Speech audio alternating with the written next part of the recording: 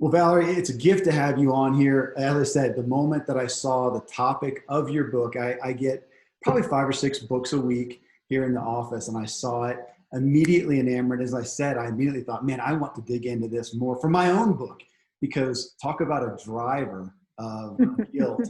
So I'm going to walk through your own story here and end with a focus and a dig into guilt, what brought you to that focus, and how you are helping people overcome that terrible driver. But actually, people, why did I say that? Me. How about help me? We're going to help me today, okay? I like that. All right. Well, so yeah, I love on your site, it kind of goes through your story. It gave me a great place to start, to go back. And I was really interested. You started off saying your grandparents were sharecroppers in the segregated rural South. And you realized that's a big deal. As a kid, you realize, oh my gosh, they had a different upbringing than me. How old were you then? Gosh, I spent every summer with my grandparents. The first time I went just a couple of weeks when I was 3, but all the way until they died. My grandfather died when I was 9 and my grandmother when I was 11. So I spent, I think, 7 summers at their house with my cousins. And it was very formative in my childhood. But to realize that, my gosh, this is not the norm, and I have a different lifestyle, that had to have, to some degree, directed your, drives, did it? Oh, no doubt about it. So, my parents always were very, talked a lot about what it was like growing up for them. And I was always a very inquisitive child. I asked lots of questions. I was very aware, my father went to all segregated schools. I knew that, they got the hand-me-down books from the Black schools. My mother was one of the first to integrate the all-white high school in their town. And my aunt, her oldest sister, was the first Black teacher there, which was a really trying experience, but she was very triumphant in it. And so when I would visit my grandparents, I wanted to know more about them, what their lives were like. And so my father's grandparents were who I stayed with. And yeah, when they moved to the quote big city where they were, which was Anderson, South Carolina, but not big, but certainly big compared to the little rural town they grew up in. The reason they moved was because they had been cheated out of their earnings for the year as sharecroppers. And I remember asking my grandmother about that, like sitting under the big apple tree in the backyard and just asking questions. And I remember her distinctly telling me how angry my grandfather was and how he had grabbed his shotgun and he was marching out of the house, go have this conversation. And she effectively stopped him because she knew that if he walked out of that door with that shotgun, he would not be coming back. And that was when they decided we can't do this anymore. And they moved into town. My grandfather began working in a textile mill. My grandmother eventually, she was a domestic and then eventually worked in the school system as a dietitian. But they were amazing people. But I knew my life was very, very different from theirs. And I always felt a responsibility to honor them by taking advantage of the opportunities that so many in their generation and they, fought for me to have. So even as a young kid, that was, I don't know why I was so very aware. I think, like I said, I think my parents were just, it was just kind of, this is our history. This is, this is what it is. And I never have forgotten that. That's always been a driver for me. Sounds to me like a healthy driver. So it wasn't oh my gosh, I don't want this, impoverished, prejudiced lifestyle and I'm going to go the other way. But it was I love that. You said that you felt a responsibility to take advantage of, to steward, in a sense, steward what you've been given. Yes. And I never even, when I think about how they described it, I don't even remember thinking like impoverished. I don't remember thinking that. I remember thinking it was dangerous for them. It was limited. They couldn't have gone to the colleges I went to because they wouldn't have been allowed in. And so I couldn't take for granted that things haven't always been the way they are. That's really, that's really more how I looked at it. And they encouraged me greatly. They saw my strengths and would always call them out. And because of the kind of people they were, like, I love to tell this story about my grandmother. When she passed away, I was sitting on the front row at the service, and I'll never forget turning around because I realized people were standing along the wall. There were no seats left. And I specifically remember seeing 3 men standing against the wall in like these navy blue coveralls. They were their service station uniforms, and it had like their name on it. I think the gas station was Dempsey's, but she'd get her car serviced there. They heard that Miss Burton had died, and they came to her funeral. And I thought, what kind of life have you lived that the people who pump your gas and change your oil decide to make it to your funeral? That's a meaningful life. And both of my grandparents were that way in their impact and their love for people. And that always influenced me. I realized that even though they didn't have the education that I did, they had a great sense of purpose and made an impact in their sphere of influence. Well, in the spirit of living it forward, how interesting, because you obviously took that to heart. On your Facebook page, which I spent some time on, where you've got 500,000 people, I saw a testimony right at the top. It was something that you posted, but Ruth Davis, she says, "Thank you for giving and giving into our lives on a continual basis. Personally, I don't receive much positive input into my life, and I appreciate your encouraging words." So there's your grandma coming out and blessing people today. Thank you. That's the best compliment. Hey, I'm just a messenger. I'm just repeating what I saw. Well, again, that's why you're here.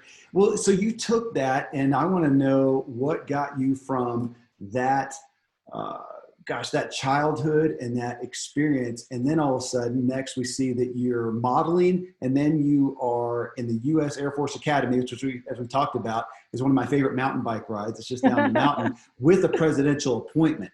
That's a big accomplishment. What was it just still part of that motive that, hey, I'm going to take I'm going to use that word stewardship, but that you're not going to take for granted what you got, and I'm going to maximize it to be the best I can be. But what drove you that direction ultimately to the Air Force Academy? Well, I'm an Air Force brat. I was born on an Air Force base. Okay. In Florida. My dad spent 24 years in the Air Force before he retired, and still works for the Department of Defense. Oh, wow. So that's what I knew. And then, we moved to Colorado when I was in the 5th grade. And in high school, in my 9th grade year, my first term paper, I wrote it on the U.S. Air Force Academy. I thought, that's where I'm going. This is like how I was making decisions. And I even realized as I got close in that process, a very long process applying, that maybe that wasn't quite my calling. But that day when I got that presidential appointment in the mail, that was rather surreal. I remember calling my dad. He was stationed in Korea for a year, and reading the letter to him. And he was just, I hadn't heard him cry before. He was just so proud. And in that moment, for me, I thought, I don't know if I want to go. After 3 or 4 years of this is where I'm going. But my parents really convinced me. And so I went, but I only went for a year at the end of my first year. Well, I wanted to ask about that, but just to back up, so that's a big deal. My best friend in school got an appointment, went to West Point. Mm-hmm. So I realized that's not an easy thing to do. And there's a reality of, like, who are you to do it? Why did you think you were capable of doing that? Because that's something a lot of people think, what chance do I have of getting into the Air Force Academy? What made you feel like that's possible for me? That's a great question. I felt it was possible. I felt I was capable. That's a big deal, though. My father, we joke about it. I know he wanted a boy. My mom says he wanted a boy. My father always taught me I could do anything, and he would emphasize to not limit myself based on my gender. Like I even remember like running for certain offices in school against the boys, and my dad just, it was just kind of a moot point. I honestly didn't even think about it that hard. I researched it and I was like, this is what you have to do to apply. And I was extremely involved in, you know, leadership activities, sports, as well as my academics. And so I thought, well, worst thing that can happen is I don't get in, but I won't know if I don't apply. Wow. And so that was, I don't remember ever thinking, who am I? But I do remember some students and some male students in my high school asking that question, like, you're not going to get in. Who do you think you are? I remember that. Well, not questioning it, not doubting it. I mean, that makes you an anomaly, which is a curiosity. You often wonder what does drive people. Why do some have confidence, some don't? But that right there.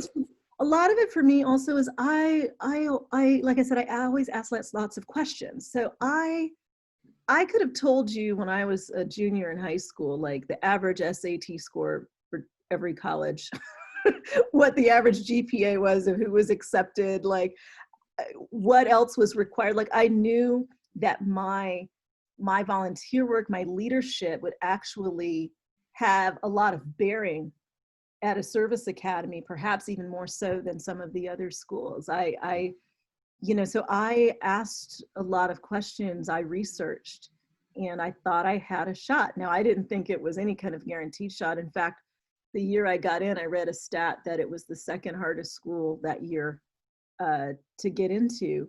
But I just researched what it took, and I thought I had a chance. And because I thought I had a chance, I went for it.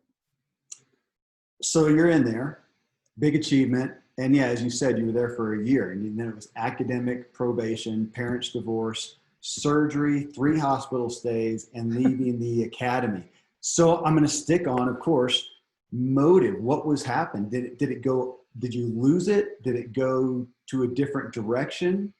What happened? You know, there was a lot going on. Like you just said, my parents divorced that year. It was the only time in my life I've ever had a surgery. But at the core of it was I wasn't passionate about it. It was truly an honor. It was prestigious, but it wasn't my calling.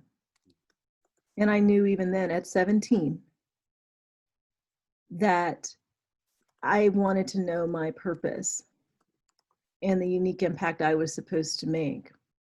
And I didn't feel it there. It wasn't tapping into my strengths. There were some there, but I think if you're always trying to just improve your weaknesses, you're not in your best position of strength. And so, and when I look even at some of my core values, creativity and freedom, I wasn't going to be able to have that. I was thinking long-term about it. I was thinking, what do I want to be doing 5 years after I finish, 10 years, 20 years? And there were some dreams deep in my heart that I knew I wouldn't be able to pursue.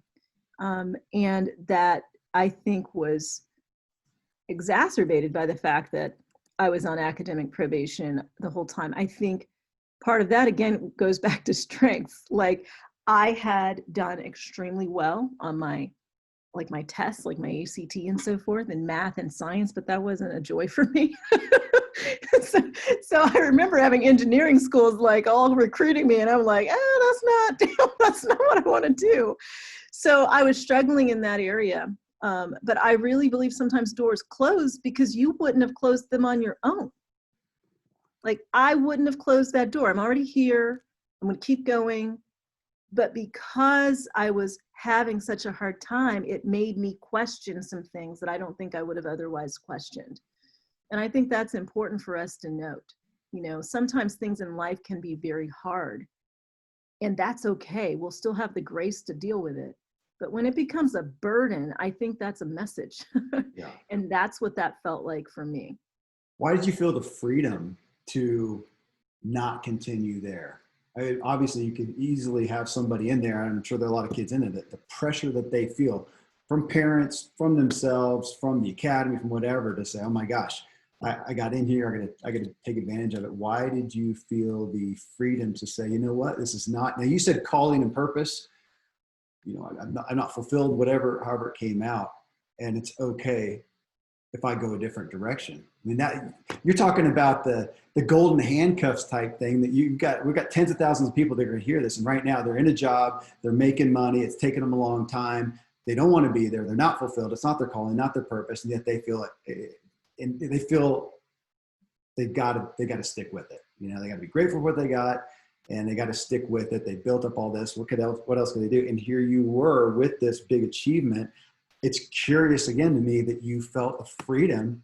Was that again, like, you know, a parental thing that they had instilled into you? It's okay to go after what you feel called to.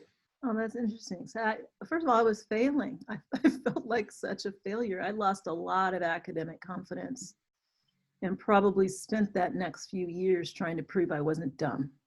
That became a motivator. I had always been. Prove I wasn't dumb. There's a motive. I was always praised for being smart, for being the youngest.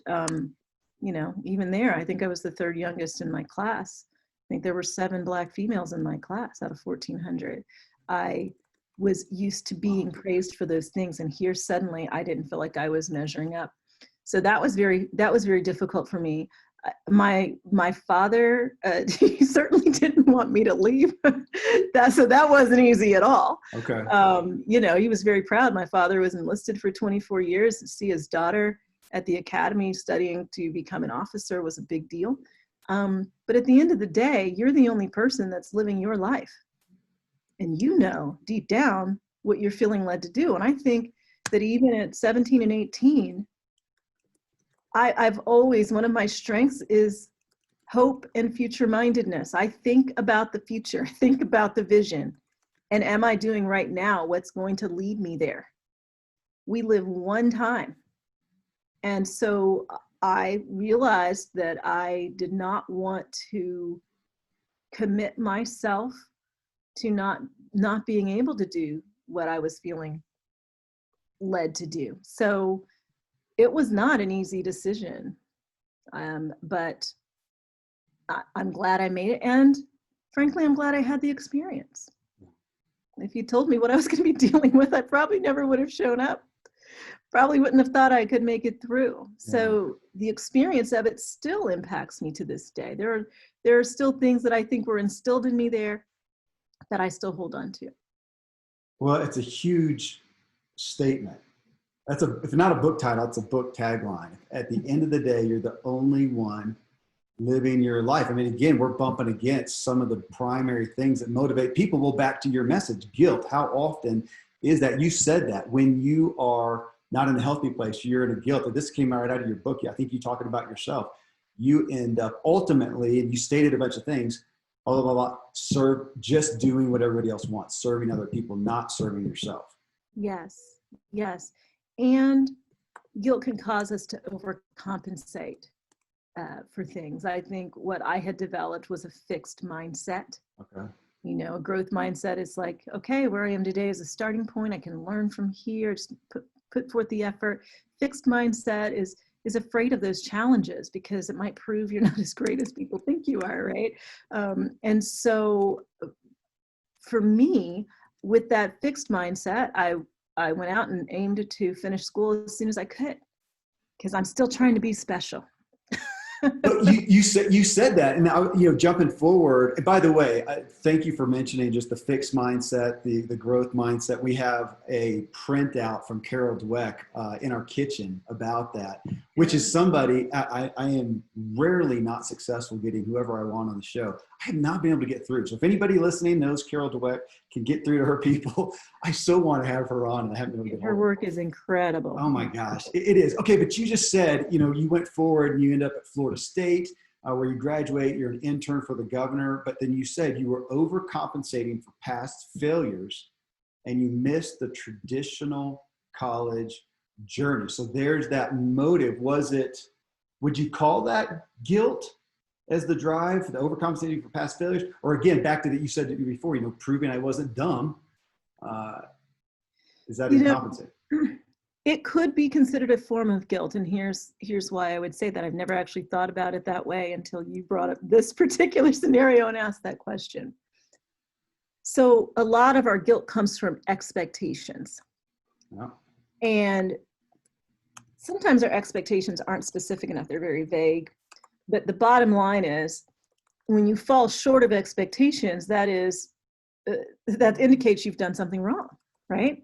And guilt is either I've done something wrong, that's authentic guilt, or I feel like I've done something wrong, which is false guilt. But they both can impact us in very similar ways. And so that expectation of, whether you want to call it perfectionism, or I've always got to be ahead of the pack, I've got to stand out, all that kind of stuff, falling short of that did create that sense of I'm not doing enough, I've done it wrong, I've messed up, which then guilt tells you owe, right? It's a debt. And so if you're trying to pay off that debt, it robs you of your rights. It can cause you to overcompensate. It can cause you to engage in all sorts of behaviors. And I was definitely overcompensating. I mean, I left, my parents divorced, like I said, my mom had moved to California. I went out there for 2 semesters, went to community college, then went to Florida, finished at Florida State about 15 months after I got there. So it was 3 years. I'd already finished high school at 17. Now I was finishing college at 20. And I pushed that finish line out. I went to grad school at Florida A&M, which was only a mile away from FSU. And I did the same thing. I rushed through to this finish line that always was getting pushed out. And so I finished. I was 21, and had just begun enjoying my journey. It's like it was rather anticlimactic to get to that finish line. So this whole idea that I wasn't measuring up was a driver. And I could have, if I had known what I know now, right? And that's the case for all of us. What I would have done is what I talk about in the book. I would have examined my thoughts and asked, is that true? Right? Whatever I was saying to myself, you're not doing enough. You are a failure. I wasn't just saying I failed. Failing is an event, but you are a failure is defining who you are. And so it took me years to get past that. It was actually the writing process when I wrote my first book. And I knew I had to write about that experience that I finally let it go. But that was very pivotal for me. Well, in between there, so right there in that timeline where you're kind of coming out of that over accomplishment, aspect, overcompensating, finding some peace, you do get to a point where you had this epiphany about your life purpose, writing a book. And between there, you had a public relations firm, which did well. Was that a relevant stepping stone to help bring you to where you were, or was that just filler? I think it was a real stepping stone. I was always entrepreneurial. As young as probably 4th grade, I was thinking of business ideas. I remember in high school saying, I want to be my own boss.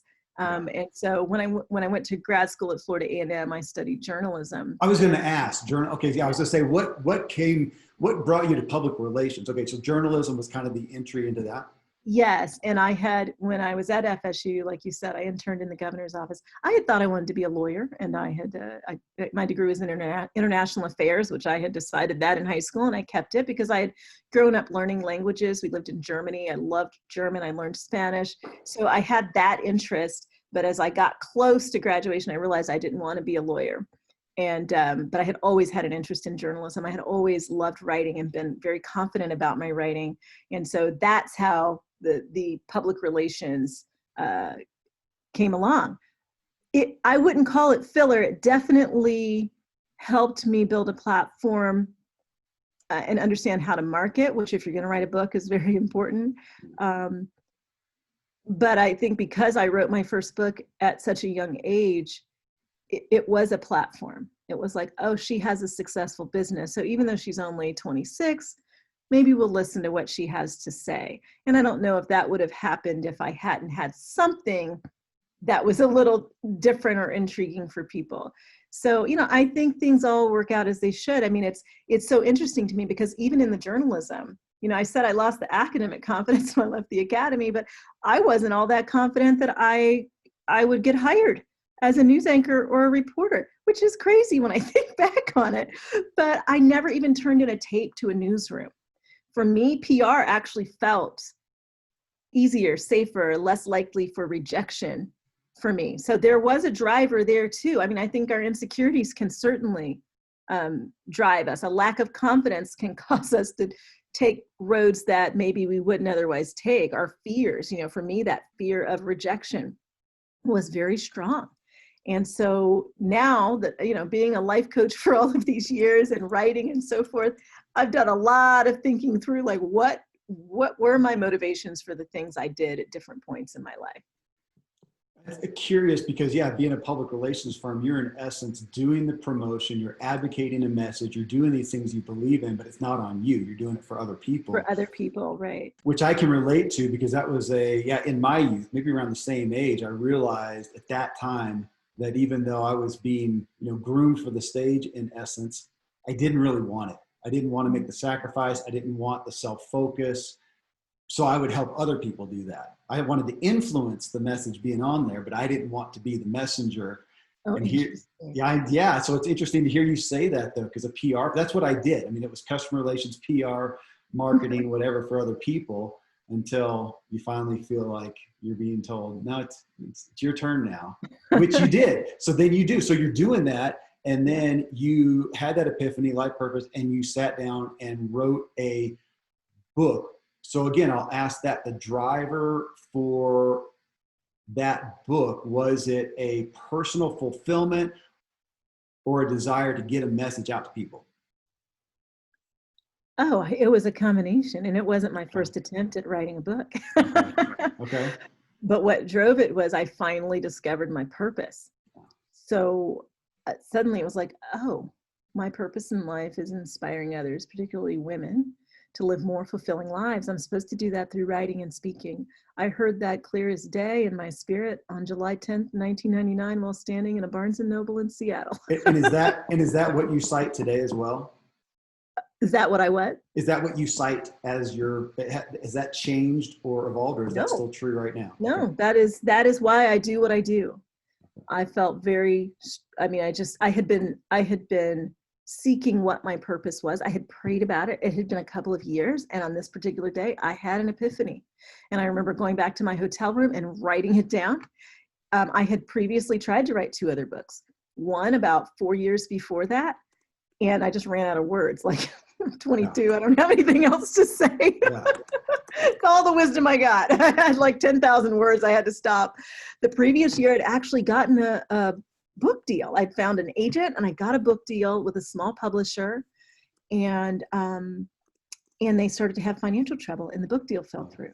Oh. So it was that 3rd attempt after I got clear about my purpose where the words were just flowing. I had never been a fast writer like that. I just knew, like, I am on purpose. And at that point, I decided I'm not going to wait for somebody to tell me this is good enough. I know I have something to say that will inspire and help people. And so I went to the bookstore and bought a book about how to publish a book. So this epiphany, I want to hit on that because it sounds like the consummate, Jerry Maguire moment of inspiration or whatnot.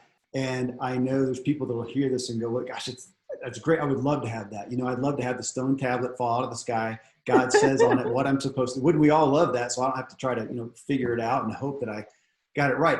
But I'm going to guess that for you, it was not out of the blue. This is a culmination. As you said, you've been praying for a long time. This is a culmination of your intentional seeking. Yes. That led to a moment of revelation that you would not have had out of the blue. This came as the fruition of a lot of pursuit. It was a lot. And I had moments of like little inklings. Like, I remember my first semester in journalism school, driving up to my apartment, and it was like a flash, like, I want to write books. want to write books because I want to have a career, but I want to have a family and have some flexibility. I remember thinking that. I remember when I moved to California and I was in community college, and my mother had turned on PBS and Les Brown was giving a motivational speech. Sweet. And she's like, Valerie, you got to come in here and watch this guy. Yeah. And for 2 days I was watching him, and I was like, I don't know what this is, but I love it. And I'd love to do this one day, maybe when I'm like 40. I remember having that thought. So there were inklings along the way. I just needed it to all come together. And like I said, I had been trying to write a book, but I didn't have the purpose, the why behind the book. I had been writing a column for the Dallas Business Journal. I was in the mix, right? The why got clear on that day. Mm-hmm. And when the why got clear, it was like energy. And that energy has continued to fuel my perseverance for 21 years. And I think the thing is, as a coach, I always say, you got to ask the right questions. If you don't know what your purpose is, the question is, how is someone's life better when they cross paths with you? I mean, there is something you do, and you probably do it so naturally that you haven't articulated it. Because when I kind of felt that, inspiring others to live more fulfilling lives, I was like, yes, but that's what I already was doing. Like, you're living your purpose to some degree right now, even if you've never figured out how to word it, because it comes naturally for you. You probably were in that realm at 6 years old, at 16, at 30. And so I don't think we can get too discouraged if we haven't articulated it in a sentence yet, but it always has to do with how you're serving others and making an impact using your gifts, your talents, your experiences. I love the line. How is someone's life better when they cross paths with you? And Valerie, I appreciate, and of course, that's why you're here. I have people on that I resonate with. I love hearing the story because I talked, and as of this recording, I'm meeting with a bevy of publishers the next 2 days, and it's the third book that's been on the table, and the other two, which are highly valid, but I just didn't have a strong enough why behind them to commit myself to it. And this one, the moment I conceived of it, it was nearly instantaneous. And I knew my why, and I know the why behind it today as clear as day. So just for people to hear that too, because along the way you're having successes. Here I am later in life than you were. And I've had a lot of things I'm proud of. I've had a lot of things that succeeded. And yet here I am with something that's near and dear to my heart. And it's taken a long time, longer than you have, but as long as we get there. So you do then pursue this path. You leave the PR firm to pursue writing and speaking full time. You trained as a life coach. Back to I didn't know about the experience with Les Brown, but you ended up co-hosting a TV show with TD Jakes. That's pretty much in line with Les and what's happening there. So that's exciting. But then I did read something in your book, again, back to the good and bad motives. So we just heard some good, clear, authentic, healthy motives. Now you're a coach, you're up there, and you said, and I really pulled this out because there are a lot of people in my audience who are entrepreneurs, who are currently or pursuing coaching, consulting, even counseling. You said, and this is consummate coach issues, as a coach, you felt you had to be perfect yourself and not be human. I want everybody to hear this. This is her quote. As a coach, she felt she had to be perfect herself and not be human. How many people out there who have something great to offer, who, as going back up to your other statement, how is someone's life better when they cross paths with you? You can better somebody's life, and yet you're discounting yourself because of your own struggles. And that epiphany, that was an epiphany in me. I realized I can coach somebody. I can be a messenger of wisdom that I myself am still pursuing. Obviously, you got to have some credibility to some level of success and evolving and betterment, but we never arrive. So I love that. So if you have to arrive to be a coach, well, none of us can be, right? Yeah, I think of my life as a laboratory. That's like, great. Things happen. I'm like, okay, what can I learn here? What's the message here? And when I learn it, can I then teach it? I'm a perpetual student. And even after I began coaching, I was like, is there an academic foundation for this? I went back to school. I went back to grad school a second time at the University of Pennsylvania to study applied positive psychology, realizing that, yeah, I think this might be the academic underpinning for coaching. So I've always loved learning. And when you mentioned, like feeling like I needed to be perfect, that was my life coach guilt. I had all kinds of guilt: life coach guilt, procrastination guilt, divorce guilt. Eventually, when I married and had children, mom guilt. Like it's it's funny that you bring that up, because I literally have your guilt list down here that I got out of the book. There was it life coach guilt, divorce guilt, procrastination guilt, could have done it better guilt, spending guilt, boss guilt, ambition guilt. I got your T-shirt right here. And you're laying it out because you just went in. You just mentioned divorce because you go from the coaching. You got married. You wrote a second book. Studied applied positive psychology, and then after 6 years, marriage fails, and you said your fear of and dream of being in motherhood may not be realized. So again, along here where you are going back up, you are helping people that cross paths with you. You're helping them. You feel like you're in your purpose. So when you look at that, look at the marriage and what happened there. Do you see, along with the good, authentic, healthy drives, motives, reasons, were there things going awry as well that led into the marriage? Yeah, I think even when I take strengths assessments, it's very clear I'm a very optimistic person, which means even when something's going wrong, this is a tendency I now know, but I can feel overly optimistic about being able to affect change. And in fact, this is something that there's actually research around it with successful women who really have a sense of agency, this internal locus of control that they feel they can do things to change and make things better. Because in the work world, they probably can. It doesn't always work that way in relationships. And for me, this is where I really began to have the breakthrough with my fear of rejection and disapproval.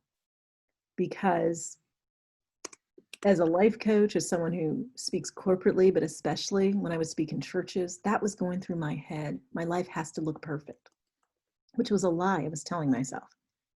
So going through divorce for me, again, went back to something I said earlier, which is you're the only one who's going to live your life. There are some decisions that you may have to make that the whole world may not understand, and the whole world does not have to understand. But you will understand. You will understand what it is you needed to do. And so this was huge in my life. It took more courage than anything I've ever done.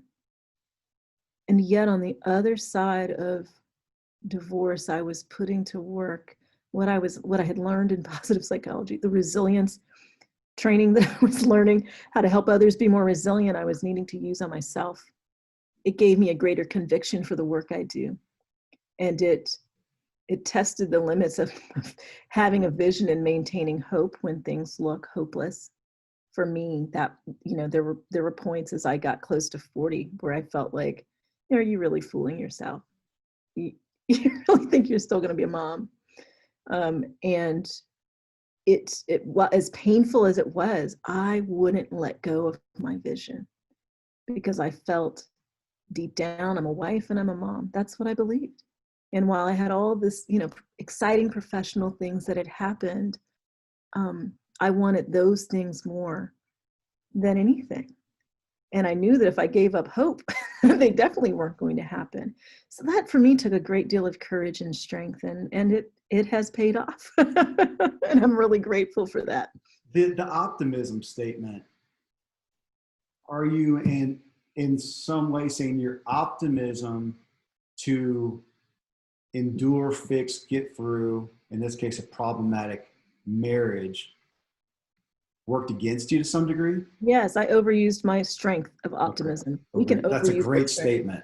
Yeah, you can have a strength that's just wonderful, but when you start overusing it, when you can't see that, nope, that's not the right use of this, that's when you get yourself into trouble. And so we can do that with any number of strengths. The person with the love of learning that won't get busy, they just keep wanting to go back to school, right? It's like, great, you got that love of learning. Now, what are you going to do with what you've learned? For me, it was the optimism really believing, well, if I just change this, or if I just do this. And at some point I realized that's not going to fix this. That's a huge statement that I'm going to be thinking on, Valorie. I overused my strength, because up here, back when we were talking about school, and you talked about, I'm going to paraphrase, but in essence, you're in school and you're supposed to work on all your weaknesses and whatever. You don't get to apply and invest in your strengths. And I hope people have heard that message, that if we're going to succeed in anything, we need to succeed in our strengths. Yes. But then to come down here and say you had a piece of life, and it's probably not the only piece, and it probably still exists some degree. We tend to, but I'm sitting here, of course, I'm saying me. Man, do I overuse my strengths? You just called me out, Valorie. Well, we can have an optimistic thinking style, but that best type of an optimistic thinking style is actually a predictor of success and really helps with resilience. But it's a thinking style that in the face of risk actually can put on the pessimism hat. So it's not like a blind optimism. It is, okay, now I see there's a problem. I'm optimistic about my ability to work around that. Yeah. Maybe choose a new path if I need to. Yeah. But I see when it's an obstacle that I'm going to need to deal with one way or the other. And so I think that's super important. At least for me, it was, in terms of the optimism. And sometimes if you're one of those people that's overly optimistic, just pull in one of your pessimistic friends. They can help you see better. It's really, there's a show in and of itself, right? There's probably a book in there. Oh yeah. Yeah, there's a great book called Learned Optimism by Dr. Martin Seligman. Really? I don't know about it. Okay. Yeah. Learned Optimism. Okay. I'm writing that down for my notes. Hold on, folks. This is my learning. Learned Optimism. By who? Martin Seligman. Seligman. He's considered the father of positive psychology. And his book, one of his books, was how I ended up going and applying to grad school at Penn. So you come from here. I'm going to jump forward here. You launch CAP Institute, coach training, coach certification, which is still, of course, going strong today, and a primary focus. And then you come, of course, I want to jump here to guilt. We keep talking about it. What was there? I didn't find this. Maybe I missed it. A specific catalyst for you to say, this is a big enough topic. I want to devote myself to the effort of making a book about it and having a platform on it. Yeah, for me, it was, I described for you my vision at 20, which was, I want to be an author. Mm-hmm. I want to have a family. I'd like to have a flexible schedule. So I want a career. I want a business, but I want to be able to call my shots and have the flexibility so I can raise my family the way I want. And then when I finally got to that, after 40, I was feeling guilty. I take my son to preschool. One particular day I took him to preschool, my husband and I together. And as we walked out, I said, I feel so guilty. Keep going. I just read the story this morning. I love it. Keep going. Yeah. And Jeff's like, for what? And I was like, at that point, I'd actually changed my schedule. So I was only working 2.5 to 3 days a week. I was off 2 of the days out of the week. And I was like, maybe I should be staying home with him, so he doesn't have to come to preschool. And Jeff looked so confused, just like dumbfounded. He was like, I thought your vision was that you wanted to be an author, have a business, and have a family. Why do you feel guilty? And on top of that, he was like, I don't even think he wants to be home with you all day. Like, he's got all his friends there at preschool. You see when he walks in, everybody's like, Alex, they're high-fiving him. Like, he's social, like he's having a good time. What is wrong? And so I actually started talking about it when I would be at speaking engagements. And I had one in particular where they asked me to do a breakout. I had done the keynote to about 3,000 women executives. And then I was doing this smaller keynote to a few hundred people. And I just mentioned my guilt, thinking it's just me. They're going to respond to it. And the response, I could just hear these audible, like, oh, yeah, me too. And women started raising their hands, telling me the reasons they also felt guilty. And this is when I realized I I think this is something a lot of people are struggling with. And I just started kind of anecdotally asking people. And then I wanted to know, well, what is this about? And are women feeling more guilty than men? And how do we get out of this? Like, how do we let it go? So I wanted to let it go, but I realized that I think I've tapped into something. I think it's epidemic among women, but I don't think it's just a women's issue. But what I discovered from the research is that there is a guilt gender gap, that women are, the research shows, more empathetic. Women are very relational. And of course, guilt is, have I caused harm, right? That was what I was thinking, dropping my son off at preschool. And then there's a lot of cultural expectations. Over this last 50 years, so many doors of opportunity have opened for women, and the expectations are so much higher.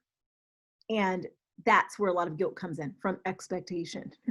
I'm falling short means I'm doing something wrong. I'm feeling guilty. I'm not working hard enough. I'm not eating well enough. I should be working out more. I mean, it's this refrain. I'm not doing enough. I need to be doing more. Somehow I'm doing things wrong. I'm not measuring up. And we might not even call it guilt, but it is this low-lying feeling. And what it is guilt. Yeah. It's this feeling that we've done something wrong, even when we haven't. And I call it false guilt, which is different from I have done something wrong. And I deal with both of them in the book, but I really focus heavily on the false guilt. Okay, so what you're talking about, because you talk in there, and I do want to address, real literal guilt in a sense, but when you look at that as I did something wrong, I hurt somebody, it is something that I should, there's room to address that. So let's call that the real guilt. But over here, you're talking about the self-imposed guilt, like you did with your husband, and you just rattled off a whole bunch of things for women, but for everybody, that are based on expectations. So false guilt is what you say. When you look at the populace and us all going around with this level of guilt, whatever we as individuals may have, how much of it would you say is in general false guilt as versus actual valid guilt? I think it's like 70-80%. That's okay. That's a big deal. That's huge though. It's a lot. I mean, we surveyed about 500 people for the book. Some of the things are things you don't think of. I mean, there's guilt for doing better than others. There are a lot of women who said, I'm doing the best financially, professionally of anyone in my family. I feel guilty about that. Therefore, I'm supporting people who could do better for themselves. Wow. Out of my guilt. A lot of issues with parents, guilt around guilt trips. That's really a big one, because when we're prone to guilt, people who like to manipulate can see that. And so those guilt trips ensue, right? Wow. Well, if you love me, well, if and it's a lot of expectation, and oftentimes the person is really, what's the word I'm looking for? A lot of times I think with guilt trips, the person who's guilt tripped doesn't have a lot of expectation. I mean, they're they come into relationships like, oh, how can I help? How can I love? And the person who's doing the guilt tripping oftentimes is like, let me tell you everything you should be doing that you're not doing quite right, right? And since guilt says you owe, you end up feeling like you owe unless you break that.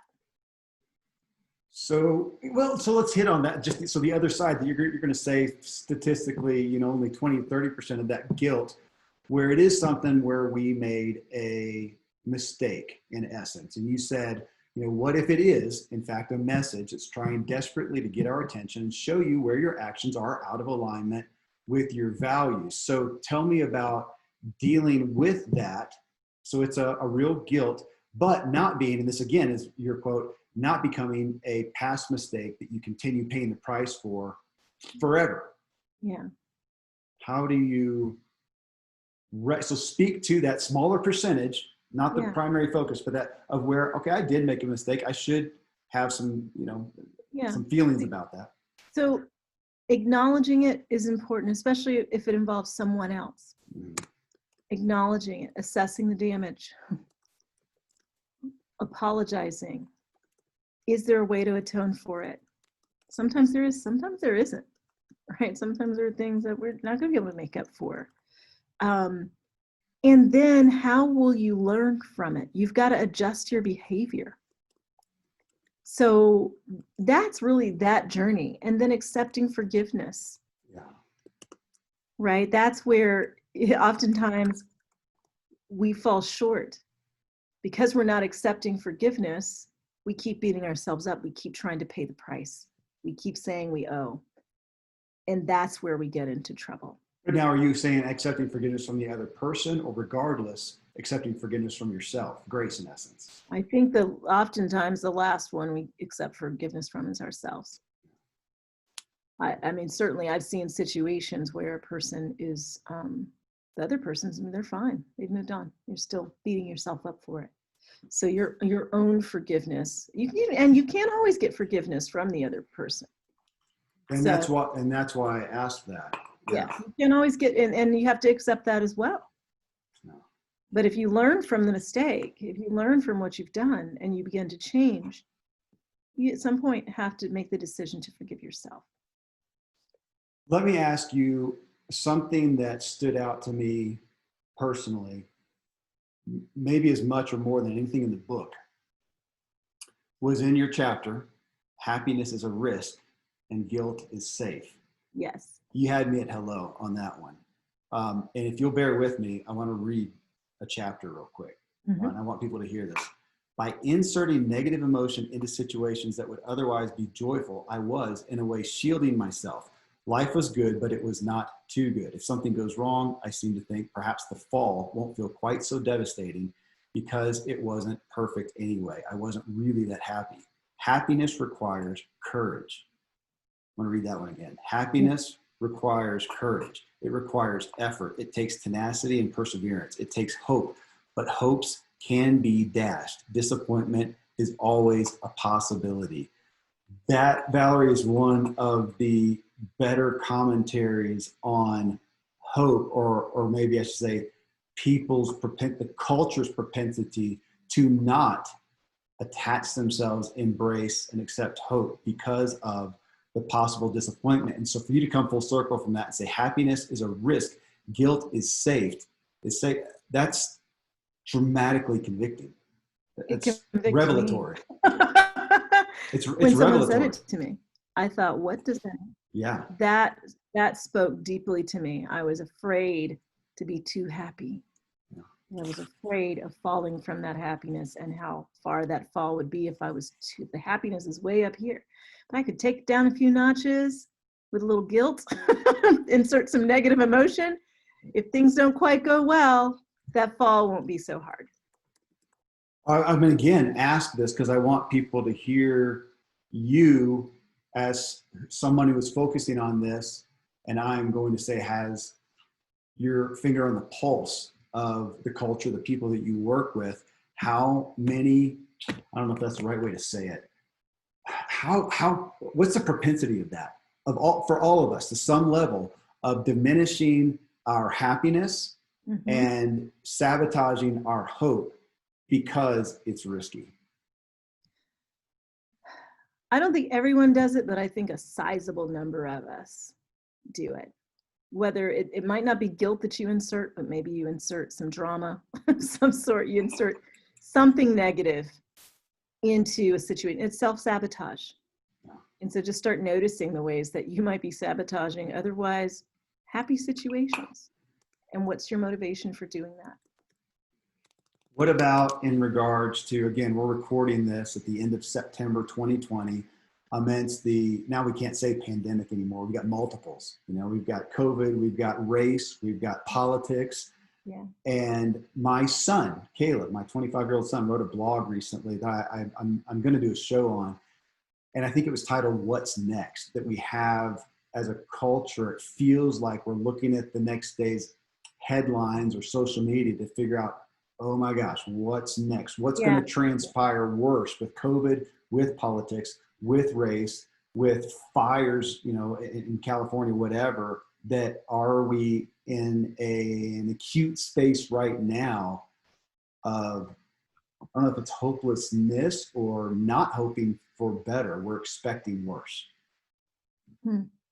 Yeah, I think right now we're in such a time of uncertainty, and we were blindsided, right? When COVID came along, it wasn't like for months and months you're thinking, oh, this might be happening. It just kind of went, all of a sudden it's taking off. And so that creates, that creates some stress where we begin to fear and create a lot of anxiety around, is there more danger around the corner? Is there more danger around the corner? And so I think we have to find our own way of saying, okay, I've dealt with surprise attacks in the past. Yeah. I've dealt with difficulties in the past. I'm still here. So remembering your resilience is essential. You don't control what else is going to happen, but make the decision that whatever happens, when it happens, you'll find a way to deal with it. And so that prevents the kind of wasting time ruminating on what might happen, because you can ruminate on what might not happen, right? Yeah. What are the good things that will happen? Yeah. Controlling your thoughts by being very intentional about them is essential. I mean, Valorie, for everybody, we could spend another hour and going through. Your book is so applicable. I love messages that go beyond the message and say, hey, here's how you can work through to achieve the insight that this message has to offer. You've got a survey of guilt. You've got the 5 thought patterns of guilt. You've got the 3 truths of guilt, which would be so powerful to talk through. And folks, that's why you can go buy the book. I'm gonna end with you again, though, just as we started. Today you woke up outside Atlanta. What were a couple primary motives that inspired you to pursue your day? One, getting up, getting my son off to school in the right frame of mind, right? He was starting his running club today. He's 6. So we want as much stability for our kids. The girls are doing remote learning, so they were, and they're 13 and 15, so they're in their own little world and handling those things. But that's a biggie. Work that I'm doing with my husband in order to expand this business, particularly our coach training programs. So waking up and knowing, hey, we're doing some new stuff and it's looking good. For me, that's really exciting. And then knowing that I get the chance to keep doing this work I've been doing for 21 years, to interview with you, to do the things that I do. I try to stay reminded of it. And I ask myself in the evenings, what are you looking forward to tomorrow? It's one of the ways I trigger my happiness. So I don't so I don't take it for granted, because it can become easy when something becomes routine to forget that at one point it's what you were dreaming of doing. Well, back to where we started with your grandparents and that reality that you conceived of, were aware of not taking for granted what you have and doing what you can to bless others with it. Thank you. Thank you for doing what you did for this book. I'm enamored by it, obviously. I'm grateful to have you here. Thanks for just sharing your heart and letting me be a student today. I heard some things that I need to ponder. So thank you, Valorie. Yay, I did my job. That feels good. You did. Thanks so Thank much. you, Kevin. I've enjoyed this.